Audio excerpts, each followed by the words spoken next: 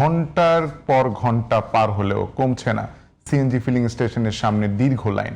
কাঙ্ক্ষিত চাপ না থাকায় খালি কিংবা আংশিক সিলিন্ডার নিয়েই ফিরতে হচ্ছে অনেক চালককে। মহেশখালীর এলএনজি টার্মিনালে ত্রুটির কারণে রাজধানীতে তৈরি হয়েছে এই তীব্র গ্যাস সংকট, আর এরই মারাত্মক প্রভাব পড়েছে রাজধানীর জ্বালানি খাত ও যাতায়াত ব্যবস্থায়। আয় কমছে চালকদের, আর রাস্তায় বের হয়ে ঘন্টার পর ঘন্টা গাড়ির অপেক্ষায় নাকাল নগরবাসী। সিএনজি পাম্পগুলোর বর্তমান পরিস্থিতি ও দুর্ভোগের আরো খবর জানাচ্ছেন হাবিবুর রহমান রাজ। কেএসআরএম শেকড় থেকে শিখরে। ভোর হওয়ার আগেই সিএনজি ফিলিং স্টেশনগুলোর সামনে গাড়ির দীর্ঘ সারি। ঘন্টার পর ঘন্টা পার হলেও যেন ইঞ্চি পরিমাণও সরছে না লাইন। রাজধানীর সিএনজি পাম্পগুলোতে এখন একটাই চিত্র, অপেক্ষার চরম ক্লান্তি আর চালকদের ক্ষোভ।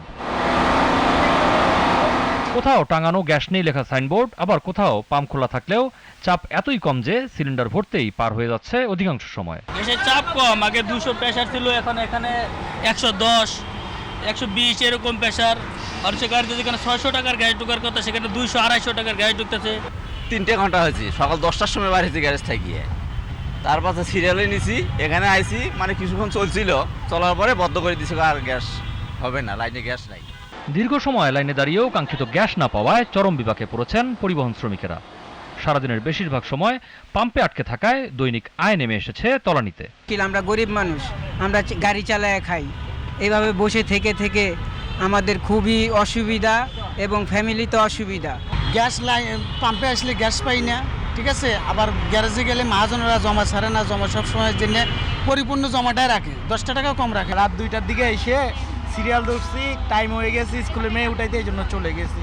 6টা হয়ে গেছে, গ্যাস পাই নাই, পরে চলে গেছি। চলে যাওয়ার পর এই কার্ড দিয়ে এখন গ্যাস নিলাম। এদিকে চাহিদা মতো গ্যাস না পেয়ে হিমশিম খাচ্ছে পাম্প কর্তৃপক্ষ। আমরা তো শুনতেছি আগামী 3-4 দিনের মধ্যে হয়তো একটা সুরাহা হতে পারে, কিন্তু এখন যা দেখতেছি পরিস্থিতি খুব ভয়াবহ।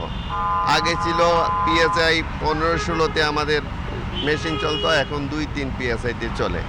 দীর্ঘ সময় লাইনে থেকে এরা যখন ডিসপেন্সারের মধ্যে আসে তখন দেখা যাচ্ছে যেখানে 700-800 টাকার গ্যাস ঢুকবে, এখানে 150 টাকা 200 টাকার গ্যাস ঢুকবে। সংশ্লিষ্টরা বলছেন এলএনজি টার্মিনালের ত্রুটি সারিয়ে সরবরাহ স্বাভাবিক করতে কাজ করছেন প্রকৌশলীরা।